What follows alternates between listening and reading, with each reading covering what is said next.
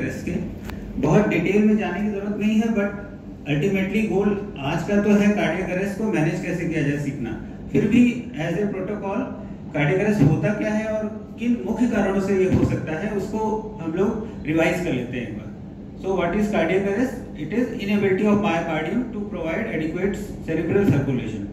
तो मायोकार्डियम जब भी ऐसे स्टेट में होगा जिससे कि उसकी पंपिंग कैपेसिटी कम हो जाए और जो भी ब्लड वो पंप कर रहा है वो वाइटल ऑर्गन स्पेशली ब्रेन को ना पहुंच पाए, तो उसको कार्डियक अरेस्ट कहा जाता है। और इसके मेनली बहुत सारे कारण हो सकते हैं, जैसे कि कार्डियक कॉज हो सकता है, मायोकार्डियल इस्कीमिया हो सकता है, एम्बोलिज्म हो सकता है, वल्वुलर डिफेक्ट्स हो सकते हैं और विभिन्न प्रकार की हार्ट रिलेटेड डिजीजेस हो सकती हैं। दूसरा मुख्य कारण हो सकता है हैमरेज, खासकर रोड ट्रैफिक एक्सीडेंट्स में ये मुख्य कारण होता है। जब एक्सेसिव ब्लीडिंग हो रही हो तो हैमरेज के कारण भी शॉक और कार्डियक अरेस्ट हो सकता है। और बहुत सारे कारण हो सकते हैं जिसमें कि टेंशन हिमोथोरैक्स है, हाइपोक्सिया है, हाइपरकार्बिया है और इलेक्ट्रोक्यूशन है, ड्राउनिंग है, इलेक्ट्रोलाइट इम्बैलेंसेस हैं और डिफरेंट प्रोसीजर्स है। आजकल कार्डियक स्टेंटिंग बहुत कॉमन प्रोसीजर हो गया है, उसके दौरान भी हो सकता है। तो ऐसे ये लगभग कुछ कारण हैं जिनके कारण कार्डियक अरेस्ट हो सकता है। अब हम लोग आते हैं कि कार्डियक अरेस्ट के क्या फेजेस होते हैं। जैसे किसी मरीज को कार्डियक अरेस्ट हो गया तो उसमें डिफरेंट सीक्वेंस ऑफ इवेंट्स होते हैं उस मायोकार्डियम में।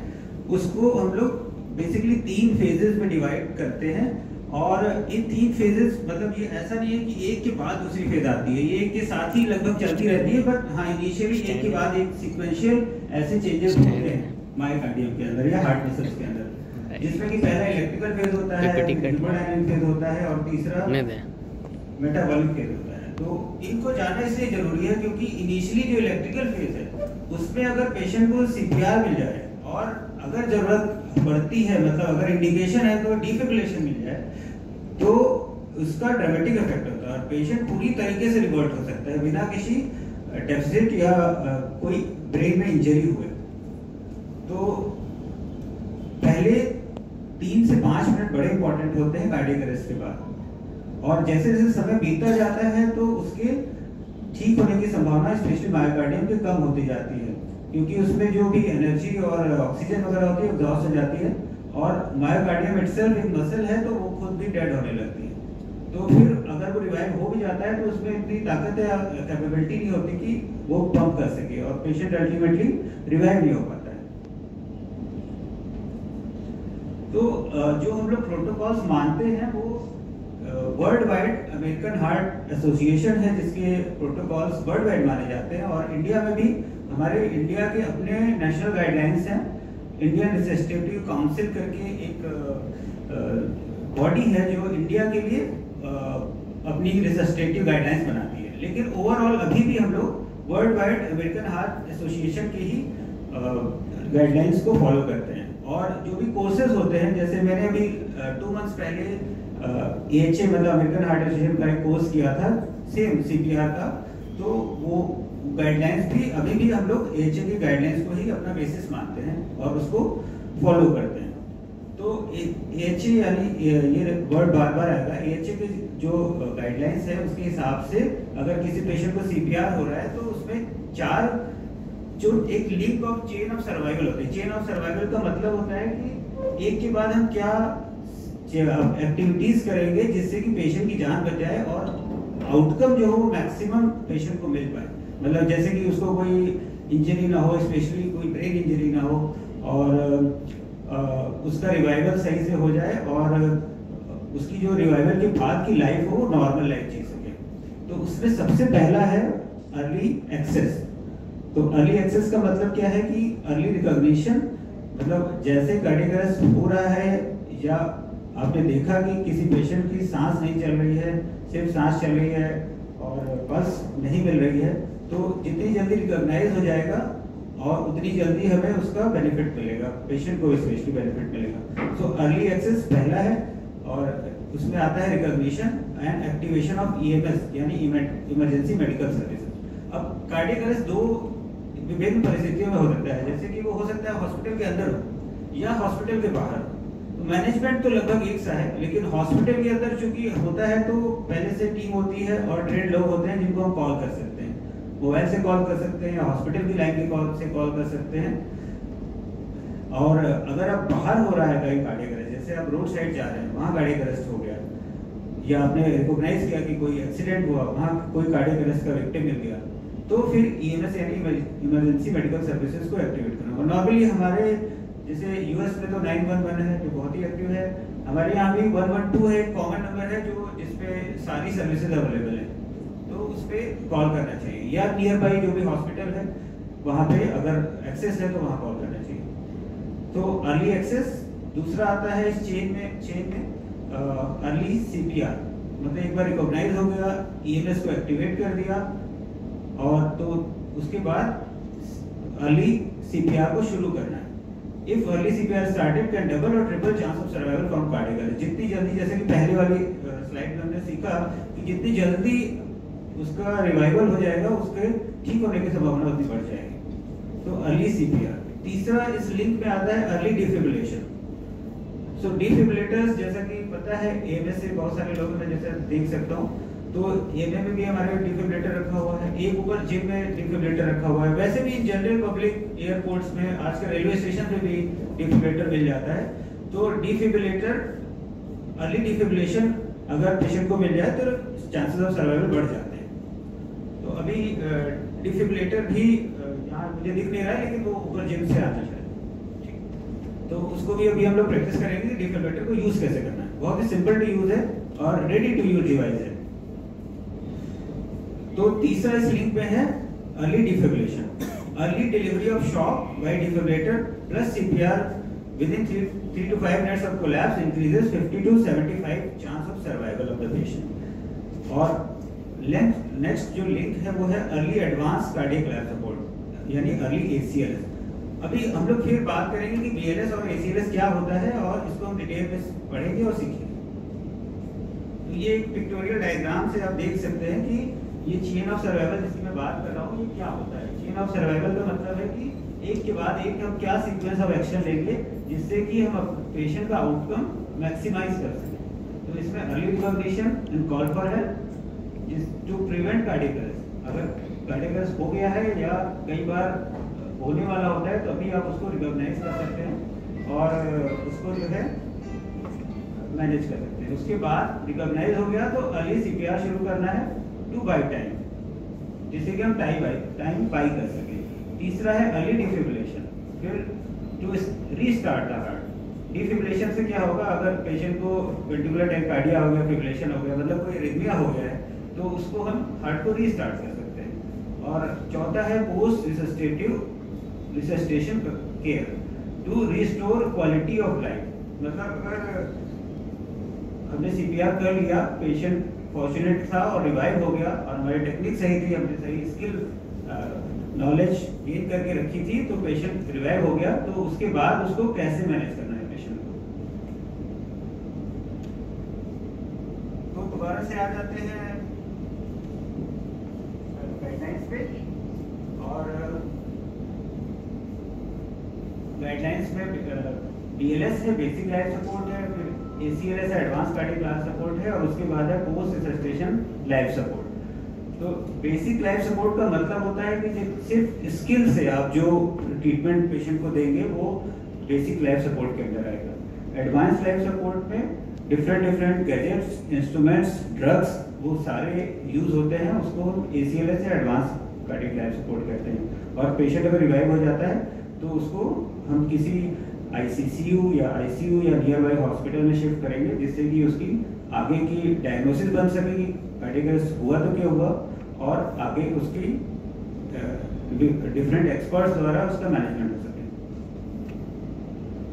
तो बीएलएस में इंक्लूड होता है ब्रीदिंग और चेस्ट कंप्रेशन, रेस्क्यू ब्रीदिंग और चेस्ट कंप्रेशन। अभी हम मैनिकिन में सीखेंगे कि कैसे रेस्क्यू ब्रेथ देते हैं और चेस्ट कंप्रेशन करते हैं, इसको प्रैक्टिकली भी हम सीखेंगे। तो सबसे पहले इसकी थ्योरेटिकल पार्ट समझ लेते हैं। तो इसमें रेस्क्यू ब्रीदिंग और चेस्ट कंप्रेशन दो, मतलब ये सिर्फ स्किल बेस्ड रिसस्टेशन है, तो इसको हम बीएलएस या बेसिक लाइफ सपोर्ट कहते हैं। और इसके साथ ही इसमें स्किल के साथ ही हम लोग ये भी चेक करेंगे कि क्या पेशेंट को एरिथमिया तो नहीं हो गया है, तो उसके लिए डिफिब्रिलेटर भी यूज करेंगे।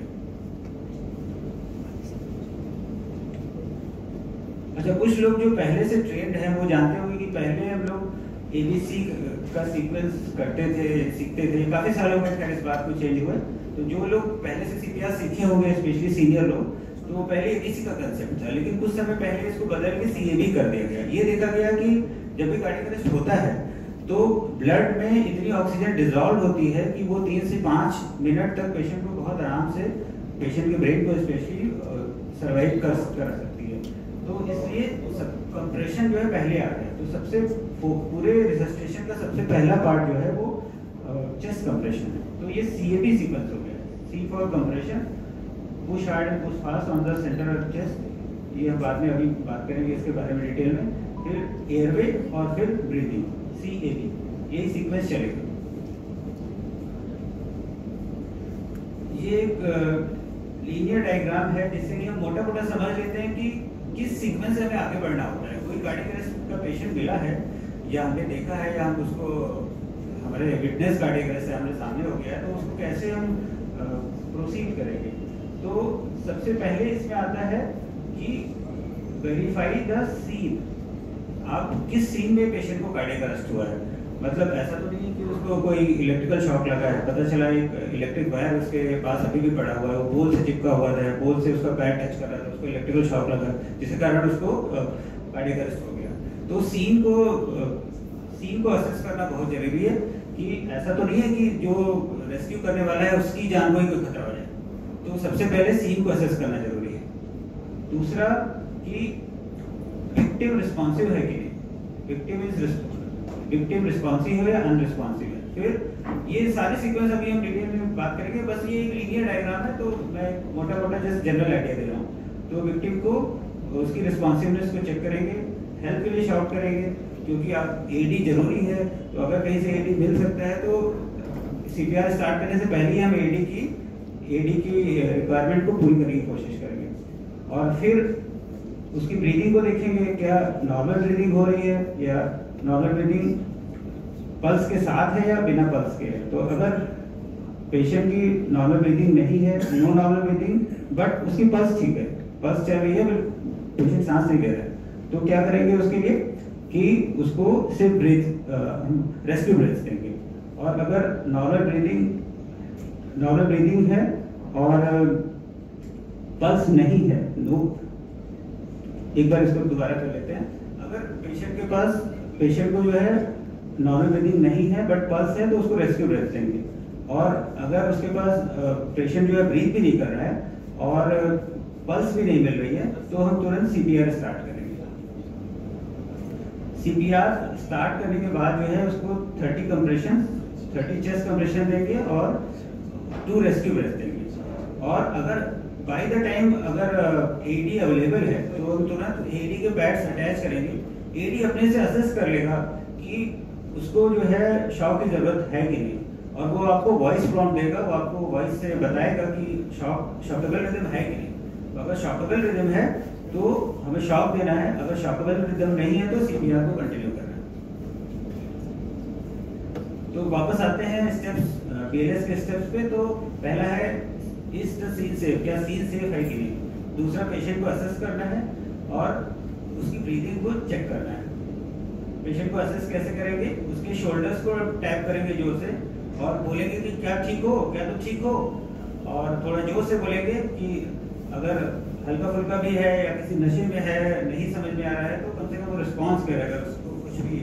तो शोल्डर को टैप करना है, जैसा कि इस पिक्चर में देख सकते हैं। शोल्डर को टैप करना है और इसको एक वॉइस प्रॉम्प्ट देना है, तेजी से उसको बोलना है क्या तुम ठीक हो। उसके बाद अगर रिस्पॉन्स नहीं आता है, पेशेंट ने कोई रिस्पॉन्स नहीं किया, तो फिर क्या करना है, इसकी पल्स चेक करनी है। पल्स कैसे चेक करनी है, अपनी फिंगर को जो है ये सामने ट्रेकिया के साइड में स्लाइड करना है, ट्रेकिया के साइड में स्लाइड करना है और उसको जो है वहाँ पे पल्स देखनी है, कैरोटिड आर्टरी पल्स है कि नहीं। तो ट्रेकिया को लोकेट करना है एकदम फ्रंट ऑफ नेक में, और 2 to 3 फिंगर्स को लेटरली, ट्रेकिया के लेटरली स्लाइड करना है, slide finger laterally into the groove. पीछे एक मसल है स्टेनोक्लेडोमास्टाइड, और इस ट्रेकिया और स्टेनोक्लेडोमास्टाइड के बीच में ले जाके पल्स को फील करना है, कैरोटिड पल्स को।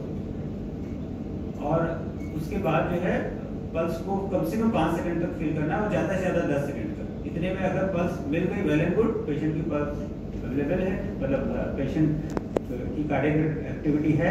अगर नहीं है तो फिर हम दोबारा उसको सीपीआर स्टार्ट कर देंगे। सीपीआर स्टार्ट करने से पहले अगर पल्स नहीं मिलती है तो सबसे पहले आप हेल्प के लिए कोशिश करेंगे। अगर आप अकेले हैं तो भी आप शाउट करेंगे एक बार कि हेल्प मिल जाए कहीं से।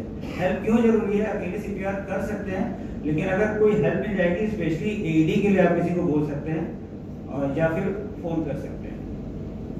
तो पल्स भी नहीं मिली, पेशेंट का रिस्पॉन्स भी नहीं मिला, पल्स भी नहीं मिला, तो हेल्प के बाद, हेल्प मांगने के बाद जो है फिर सीपीआर स्टार्ट करेंगे।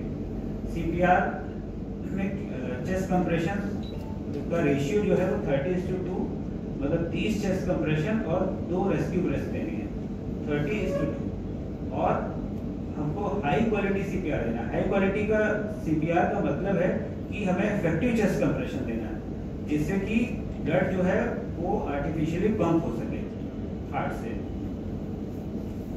और कार्डियक कंप्रेशन का जो रेट है वो 100 से 100 to 120 पर मिनट रहेगा। ये मैक्सिमम लिमिट है, 120 मैक्सिमम लिमिट है, क्योंकि इसके बियॉन्ड जाने पे ये देखा गया है कि चेस्ट की जो रिकॉइल होता है, मतलब जब आप छोड़ेंगे चेस्ट को, एक तो बहुत जल्दी फटीग हो जाएगा बहुत ज़्यादा करने पे, और दूसरी बात की रिकॉइल नहीं होगा चेस्ट अगर रेट बढ़ाएंगे। तो जो रिकमेंडेड कंप्रेशन का रेट है दैट इज 100 to 120 पर मिनट, और डेप्थ जो है वो 5 से 6 सेंटीमीटर है। और जब भी चेस्ट कंप्रेशन कर रहे हैं तो ये ध्यान रखें कि आप चेस्ट को रिकॉइल होने का भी पूरा समय दें उस कंप्रेशन के बीच में, क्योंकि जब तक रिकॉइल नहीं होगा चेस्ट तो ब्लड जो है हार्ट में भरेगा नहीं, और जब भरेगा नहीं तो कितना भी इफेक्टिव कंप्रेशन हो उसका इफेक्टिव सर्कुलेशन स्टैब्लिश नहीं होगा। तो rate is 100 to 120, depth is 5 to 6 centimetre, and in between उसको रिकॉइल होने का टाइम देना है। और साथ में जो रेस्क्यू ब्रेथ्स हैं वो एवरी 6 सेकंड्स, मतलब 10 रेस्क्यू ब्रेथ्स देनी है हर मिनट में, क्योंकि एक्सेसिव वेंटिलेशन को अवॉइड करना है। एक्सेसिव वेंटिलेशन से प्रॉब्लम क्या होती है कि एक्सेसिव वेंटिलेशन जब होता है तो जो कार्डियक इंटरथोरेसिक प्रेशर में बहुत ज़्यादा बढ़ जाता है, मतलब जो चेस्ट के अंदर जो थोरेक्स का प्रेशर बढ़ जाता है, जिसके कारण जो है venous filling, cardiac venous filling जो है वो कम हो जाती है, जिसके कारण अगेन आउटपुट कम हो जाता है। तो ये सारे अगर चीज़ों का ध्यान रखेंगे तो एक इफेक्टिव आर्टिफिशियल सर्कुलेशन इस्टेब्लिश कर पाएंगे, जिससे कि पेशेंट का कम से कम vital organs specially brain perfuse हो सके, जो भी डिजॉल्व ऑक्सीजन बची हुई है उसको ब्लड में। और कोई भी आप काम कर रहे हैं इन बिटवीन तो ये ध्यान रखें कि 10 सेकंड से ज़्यादा सीपीआर को जो है रोके नहीं, क्योंकि अगर बीच में अगर डिफिब्रिलेटर को पैड लगाने हैं या पल्स चेक करनी है तो कोशिश ये करनी है कि 10 सेकंड से ज़्यादा जो है उस काम में ना लगे। अब चेस्ट कंप्रेशन कैसे करना है इसको अभी मैनिक्यूर पे सीखेंगे करके, प्रैक्टिकली तो ज़्यादा समझ में आएगा, लेकिन ऐसे थ्योरेटिकल एस्पेक्ट जानने के लिए पेशेंट के ऊपर जो है पेशेंट की एक साइड में खड़ा होना है, मतलब हेड साइड या लेग साइड से नहीं जाना, उसके लेटरल साइड में किसी भी लेफ्ट या राइट साइड में पेशेंट के जाना है। और पेशेंट को कोशिश करना है कि वो एक फर्म सरफेस पे हो, ताकि जो भी आप कंप्रेशन दें उससे उसका चेस्ट कंप्रेशन इफेक्टिव हो सके। अगर बहुत ही लूज जगह पे है या बहुत लूज बेड पे है या लूज सरफेस पे है तो कंप्रेशन देने पे जो रिकॉइल होगा वो इफेक्टिव होगा नहीं। और heel of one hand on the centre of chest, और हाथ को कैसे रखना है, ये हील ऑफ हैंड को, एक हील ऑफ हैंड को जो है लोअर पार्ट ऑफ स्टर्नम या लोअर पार्ट ऑफ चेस्ट पे रखना है, और दूसरे हाथ को उस फिंगर्स को इंटरलॉक करना है, और फिर उसके बाद कंप्रेशन करना है। तो अभी डायग्राम में कुछ और समझ में आएगा आपके ठीक से। और so put the heel of one hand on the center of the chest at the level of nipples and put your other hand on the top of forearm hand. एक हाथ को दूसरे हाथ में जैसे मैंने दिखाया रखना है, फिंगर्स को इंटरलॉक करना है और अपने हील ऑफ हैंड को उस पेशेंट के स्टर्नम पे टच कराना है। उसके बाद आर्म्स को स्पेशली ये जो हमारा एल्बो जॉइंट है इसको स्ट्रेट रखना है, इसको मोड़ना नहीं। आप सामने आओ। ओके, आप सामने आओ, अब बताओ। अच्छा ठीक है, अच्छा यहाँ से दिख रहा है तो दिखेगी लाइट। अभी सर एक्चुअली डेमोस्ट्रेट करेंगे तो हाँ तो भी अभी सामने बताओ तो ये माइक कर रहे हैं, माइक दे दीजिए, ऑर्डर माइक दे दो।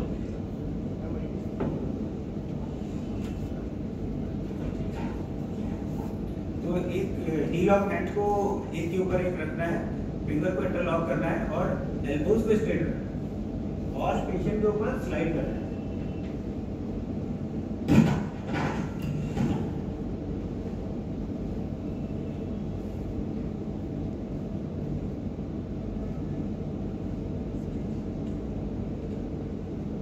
पिक्चर को देख के समझते हैं कि स्ट्रेट पोजीशन कैसे बनानी है। तो यहाँ आप देख सकते हैं कि हील ऑफ हैंड को उसके लोअर पार्ट और स्टर्नम पे रखा, एल्बोज को बिल्कुल स्ट्रेट रखा और शोल्डर को भी फिक्स किया, शोल्डर पे कोई मूवमेंट नहीं होगा और जो भी मूवमेंट हो रहा है वो हिप पे हो रहा है।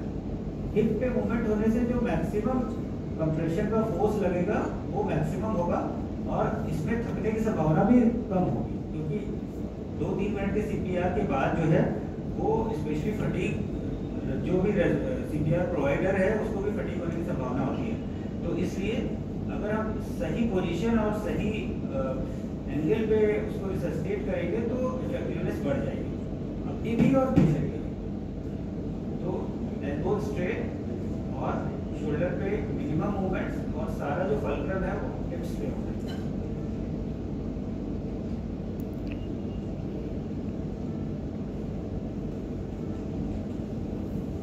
अभी जैसे मैं बता रहा था कि ये इस वाले डायग्राम को देखिए, इसमें हील ऑफ हैंड को लोअर पार्ट ऑफ चेस्ट पे रखा हुआ है।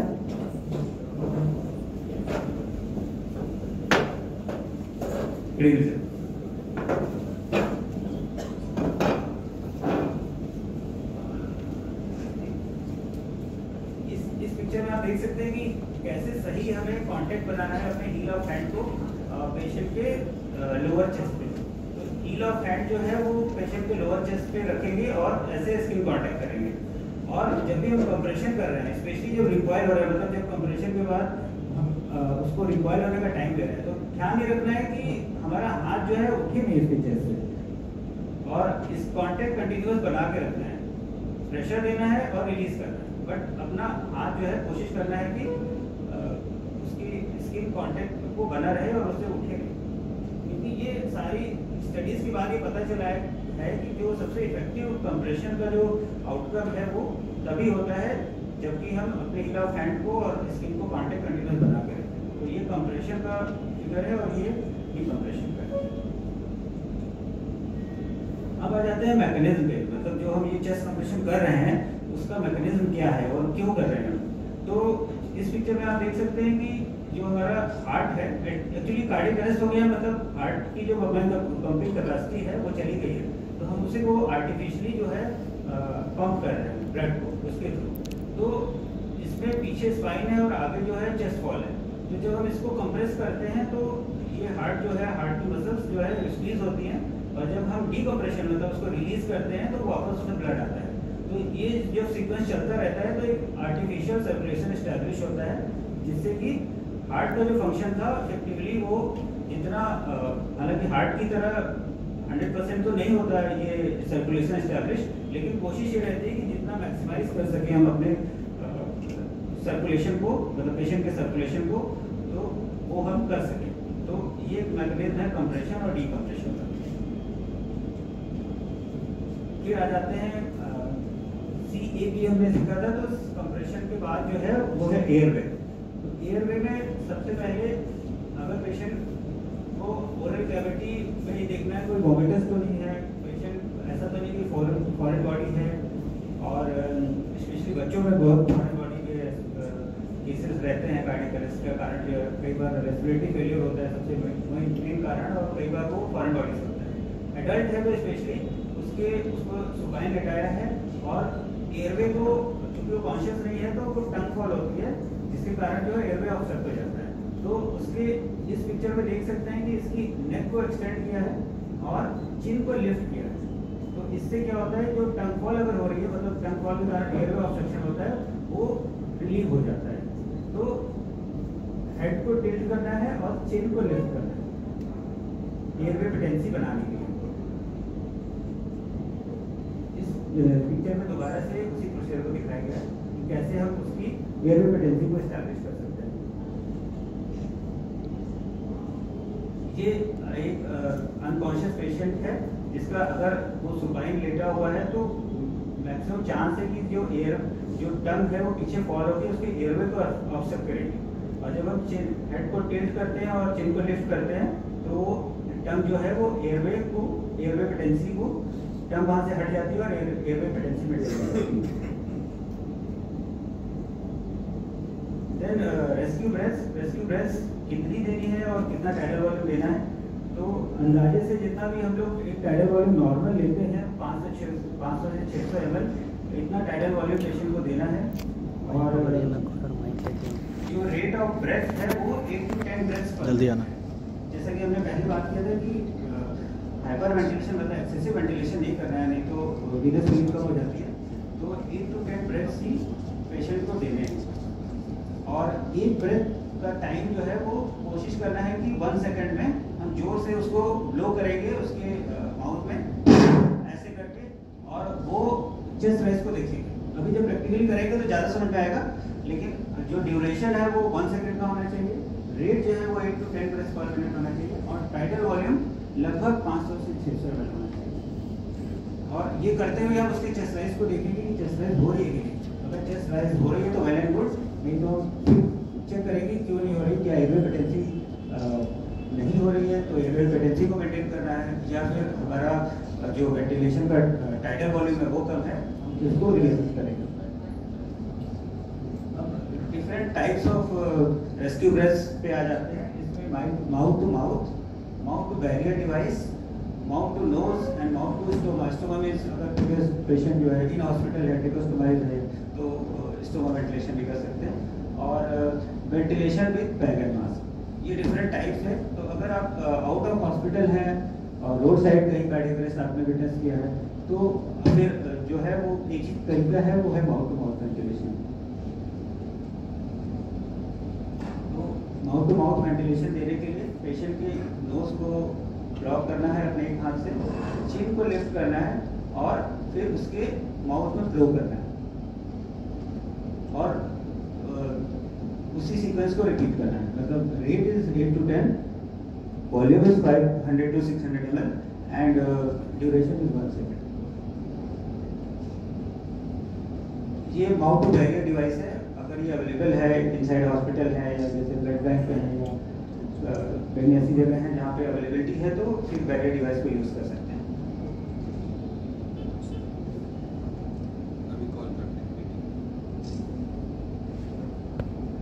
नेक्स्ट है बैग एंड मास्क वेंटिलेशन।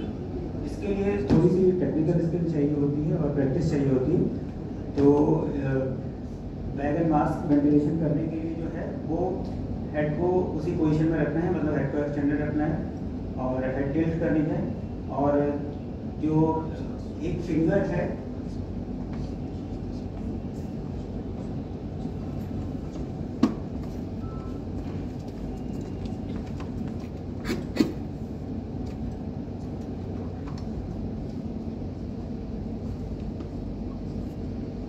से इस पर रखना है और सी और ई बनाना है। सी और ई, ई मतलब ये 3 फिंगर्स ई और ये सी। सी को ऐसे रखना है और ई को हम पेशेंट की चिन पर मतलब सी को यहाँ सी से इसको दबाया दोनों एंड को, ताकि इसका कांटेक्ट पेशेंट की फेस से हो सके। और इस ई से आप चिन लिफ्ट कर सकते हैं, अपनी बाकी फिंगर से चिन लिफ्ट कर सकते हैं। ध्यान ये रखना है कि इससे हम सॉफ्ट टिश्यू को ना दबाएं, क्योंकि फिर टंग फॉल है। अभी करके देखेंगे हम, दोबारा से इसको मैनिक्योर पे प्रैक्टिस करेंगे।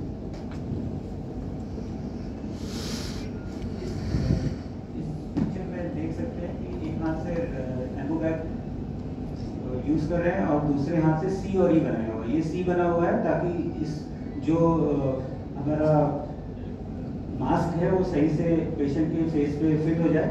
और इस 3 फिंगर से ई का शेप बनाया हुआ है और इससे जो है चिन लिफ्ट किया है, मतलब चिन को ऊपर की ओर लिफ्ट किया हुआ है।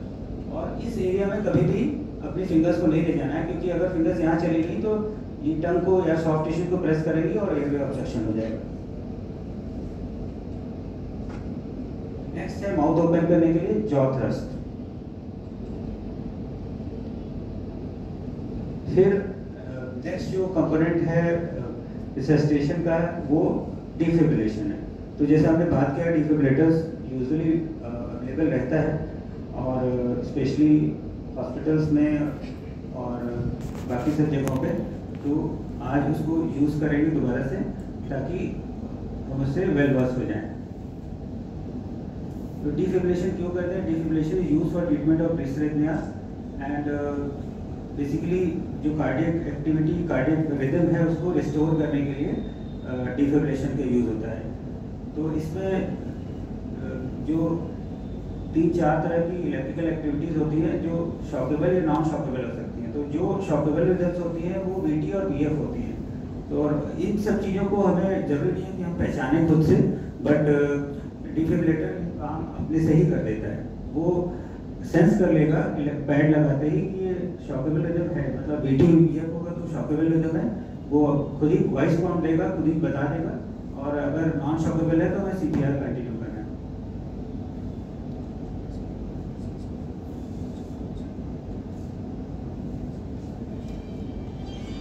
इसमें जो कि वेंट्रिकुलर टैकीकार्डिया और दूसरे भी वेंट्रिकुलर फिब्रिलेशन दिखा रहा है, जस्ट मैंने पिक्चर डाल दी थी इसलिए कि हालांकि हमें जरूरी नहीं है, अगर डिफिब्रिलेटर है तो खुद ही असेस करके हमें शॉकेबल और नॉन शॉकेबल रिदम बता देता है। और बाकी एक बार जस्ट रिव्यू करने के लिए, ये 2 रिदम्स हैं जो शॉकेबल रिदम्स हैं, जिसमें शॉक देने से बहुत ही मार्क्ड रिवर्सल होता है। अच्छा, पहले जो है डिफिब्रिलेटर मोनोफेजिक आते थे, बट यूजुअली आजकल जो भी हमें मिलते हैं वो बाईफेजिक ही होते हैं और मोनोफेजिक अब धीमे धीमे ऑब्सोलीट हो गए। अब आ जाते हैं पैडल प्लेसमेंट पे। तो पैडल 2 तरीके के, जैसे कि इस पिक्चर में देख सकते हैं ये पैडल्स यूज हो रहा है, और जो डिफिब्रिलेटर में हम यूज करेंगे वो बेसिकली पैड्स होते हैं, डिस्पोजेबल पैड्स होते हैं। तो अगर हॉस्पिटल के अंदर है तो इस तरह के पैडल्स वाले डिफिब्रिलेटर में मिलते हैं। बाकी अगर AED है तो उसमें पैड यूज होता है, क्योंकि वो डिस्पोजेबल होता है, सिंगल यूज होता है। और इसको रखना कैसे है? पहला पैडल जो है हमें on the right side of the chest just below the clavicle, ये पहला पैडल है जो कि जो राइट साइड की क्लेविकल है उसके जस्ट नीचे रखना है और स्टर्नम के ऊपर और स्लाइटली लेटरली। और जो दूसरा पैडल है वो प्रीकॉर्डियम के नीचे रखना है। ये लेफ्ट साइड का निपल है, उसके निपल लाइंस के जस्ट नीचे प्रीकॉर्डियम के ऊपर। तो first paddle on the right side of the chest just below the clavicle and second at the precordial region. Paddle should be applied with pressure and apply conducting jelly between the paddle and the scale. इस paddle के बीच में जो है water soluble jelly, conduction jelly लगानी होती है ताकि बर्न ना हो। नहीं तो अगर कांटेक्ट प्रॉपर नहीं होगा तो शॉक भी डिलीवर नहीं होगा और पेशेंट की स्किन बर्न हो जाएगी। तो इसलिए जेली लगाना जरूरी है और फॉर्म प्रेशर भी जरूरी है, क्योंकि अगर कांटेक्ट लूज होगा तो शॉक डिलीवर नहीं होगा और जो डिफिब्रिलेशन है वो इनइफेक्टिव हो जाएगा। तो इन 2 बातों का डिफिब्रिलेशन के समय विशेष ध्यान रखना है। पहला है कि प्रेशर बनाए रखना है शॉक देते समय और जेली का यूज करना है।